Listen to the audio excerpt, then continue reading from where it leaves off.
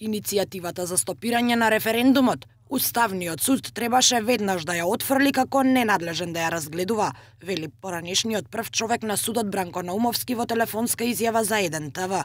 Наумовски на иста линија со колешката Наташа Габер Дамјановска, која пред нашата камера изјави дека ратификацијата во собранието му дала легитимитет на референдумот. Иницијативите за покривање постапка за одлуката на собранието за референдумот, Уставниот суд требаше веднаш да ги отфрли како ненадлежен, затоа што согласно Уставот референдумот како облик на најдемократско и непосредно изјаснување на граѓаните е уставна категорија исто како и самите избори. Истите согласно уставните надлежности на Уставниот суд не се во негова надлежност.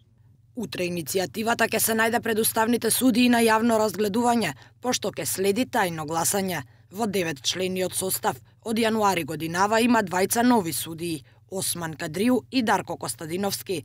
Костадиновски долги години беше на советодавната функција во председателскиот кабинет, а кога на денот на неговиот избор беше прашан дали го советувал Иванов за масовната аболиција на осомничените од СЈО, Костадиновски негираше.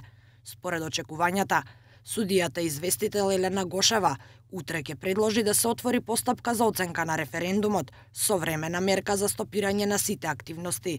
Нашите извори брифираат дека имајќи ја предвид рамнотежата на силите на актуелниот состав, нема да им биде проблем да обезбедат 5 гласа.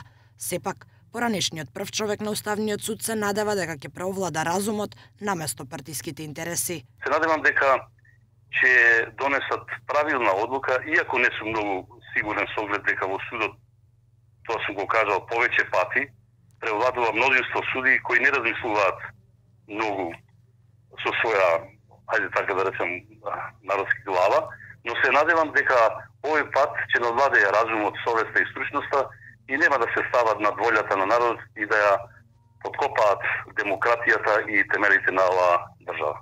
И неговиот колега Трендафил Ивановски во изјава за нашата телевизија рече дека евентуалната одлука за стопирање на референдумот би можела да предизвика уставна криза.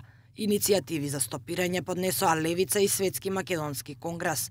За подсетување, судијата известител Елена Гошева на функцијата во Уставен дојде како пензионер. Беше наголемо критикувано зашто ја исклучи јавноста од јавното разгледување и зашто го отвори патот за масовната аболиција на Иванов. Таквите одлуки беа проследени со протести, а најзапаметена ќе остане паролата да го одбраниме Уставниот суд од уставните судии.